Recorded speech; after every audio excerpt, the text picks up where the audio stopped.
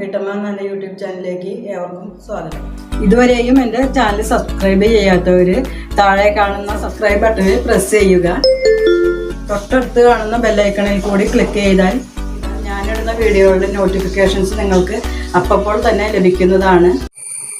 ഞാനിന്ന് ഉണ്ടാക്കുന്നത് വെള്ളയപ്പമാണ്. നമ്മൾ വെള്ളയപ്പം ഉണ്ടാക്കുമ്പോൾ സാധാരണ ഈസ്റ്റ് ചേർത്ത് അതുപോലെ തൈര് കുറുക്കി ചേർത്തിട്ടൊക്കെയുള്ള ഉണ്ടാക്കാറ്. ഞാനിന്ന് ഇതൊന്നും ചെയ്യണില്ല. ഞാനിന്ന് അതിന് പകരമായിട്ട് ഇവിടെ തേങ്ങ വെള്ളം ഉപയോഗിച്ചിട്ടാണ് ഈ അപ്പം ഉണ്ടാക്കുന്നത്. നമുക്ക് അപ്പത്തിനുള്ള അരി കുതിർക്കാൻ വെള്ളത്തിലിട്ട് വയ്ക്കാം.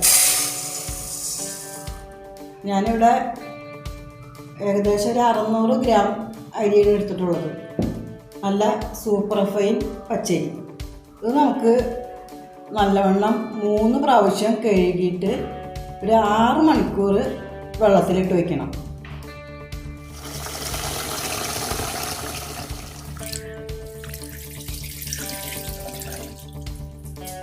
നമുക്കിതൊന്ന് മൂടി വയ്ക്കാം. ഒരു 6 മണിക്കൂറിന് ശേഷം നമുക്കിത് അരച്ചെടുക്കാം.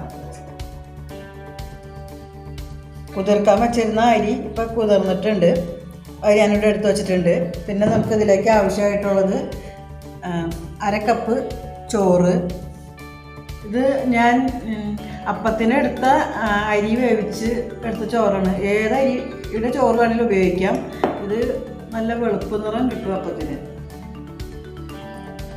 1 കപ്പ് തേങ്ങ ചിരവിയത്, 2 സ്പൂൺ പഞ്ചസാര, ആവശ്യത്തിനുള്ള ഉപ്പ്. ഇത് തേങ്ങ വെള്ളമാണ്. ഇതിൽ ഞാൻ 1 സ്പൂൺ പഞ്ചസാര ചേർത്ത് വെച്ചിരുന്നതാണ്. ഇത് ചേർത്താണ് നമ്മൾ അരിയും ചോറും തേങ്ങയൊക്കെ അരയ്ക്കുന്നത്. വെള്ളമല്ല ചേർക്കുന്നത്. ഞാനിതിൽ ചേർക്കാനുള്ള തേങ്ങ വെള്ളം അരി കുതിർക്കുന്ന സമയത്ത് തന്നെ തേങ്ങ വെള്ളത്തിൽ പഞ്ചസാര ചേർത്ത് വെച്ചിരുന്നു. നമുക്ക് അരി ഒരു ജാറിലേക്ക് ഇട്ട് കൊടുക്കാം.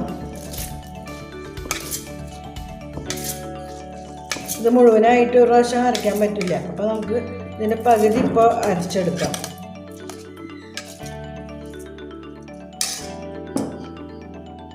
തേങ്ങ വെള്ളമാണ് ഒഴിക്കുന്നത്.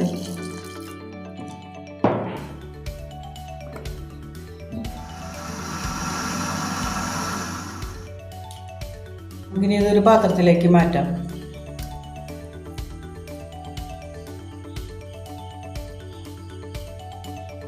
ഇനി നമുക്ക് ചോറും തേങ്ങയും ചേർത്ത് അരച്ചെടുക്കാം.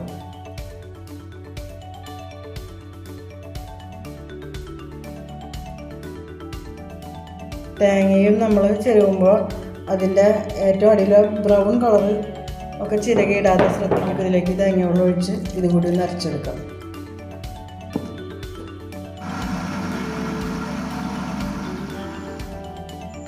നമ്മൾ ചോറും തേങ്ങയും കൂടി അരച്ചെടുത്തിട്ടുണ്ട്.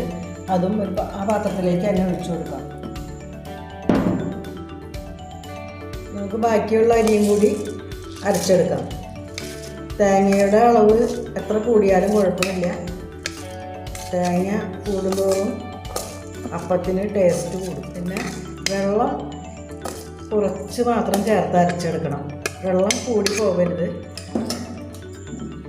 നമുക്കിതിലേക്ക് ഒരു 2 സ്പൂൺ പഞ്ചസാരയും കുറച്ച് ഉപ്പും കൂടി ചേർത്തിട്ട് അരച്ചെടുക്കാം. തേങ്ങ വെള്ളം അല്പം വെള്ളത്തിൻ്റെ പോരായ്കയുണ്ട്. ഞാൻ കുറച്ചുകൂടി വെള്ളം ഇതിലേക്ക് ഒഴിച്ചു കൊടുക്കുന്നുണ്ട്. ഇത് അരയാൻ മാത്രം ഉള്ള വെള്ളം. അപ്പോൾ നമ്മൾ ഈ അരിയും കൂടി അരച്ചെടുത്തതിലേക്ക് ചേർക്കുന്നുണ്ട്. അപ്പോൾ നമ്മളിതിൽ അരിയും തേങ്ങയും ചോറും പിന്നെ തേങ്ങയുടെ വെള്ളം മാത്രമാണ് ചേർത്തിട്ടുള്ളത്. ഇതിലേക്ക് ഞാൻ കപ്പി കാച്ചി ചേർക്കുകയോ ഈസ്റ്റോ ബേക്കിംഗ് സോഡയോ ഒന്നും തന്നെ ചേർത്തിട്ടില്ല. ഇത് നല്ലപോലെ ഒന്ന് മിക്സ് ചെയ്ത് വയ്ക്കാം. നമുക്കിത് കൈകൊണ്ട് തന്നെ നല്ലപോലെ മിക്സ് ചെയ്തെടുക്കാം. ഇതിപ്പോൾ ഞാൻ വൈകുന്നേരമാണ് അരച്ചെടുത്തിട്ടുള്ളത്. നാളെ രാവിലെ ചുട്ടെടുക്കും. ഒരു 8 മണിക്കൂറെങ്കിലും ഇതിങ്ങനെ അടച്ചിട്ട് മാവ് പുളിക്കാൻ വെക്കണം. നമുക്കിനി മാവൊന്ന് തുറന്ന് നോക്കാം.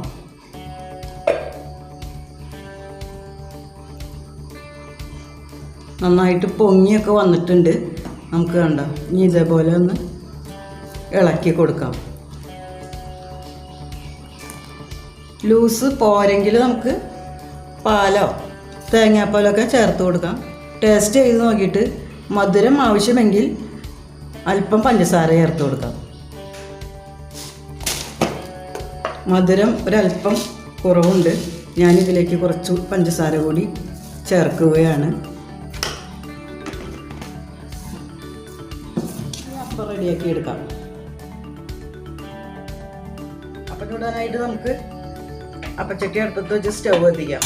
അപ്പച്ചട്ടി ഒന്ന് ചൂടാവണ വരെ വെയിറ്റ് ചെയ്യാം. ചെറിയ തീയിലിട്ട് വേണം അപ്പം ചുട്ടെടുക്കാൻ. നമുക്ക് അപ്പച്ചട്ടി ചൂടായി ഒന്ന് നോക്കാം.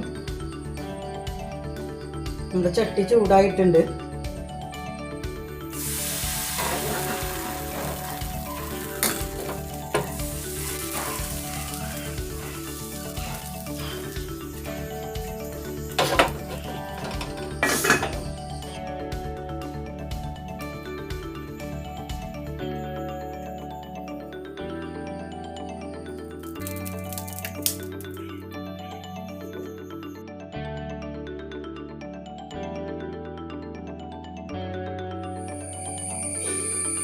അപ്പം നിങ്ങളെല്ലാവരും ഈ രീതിയിൽ അപ്പം ഒന്ന് ഉണ്ടാക്കി നോക്കണം. നിങ്ങൾക്ക് വീഡിയോ ഇഷ്ടമായാൽ ലൈക്ക് ചെയ്യണം, ഷെയർ ചെയ്യണം. നല്ലൊരു വീഡിയോയുമായി വീണ്ടും കാണാം. Thank you.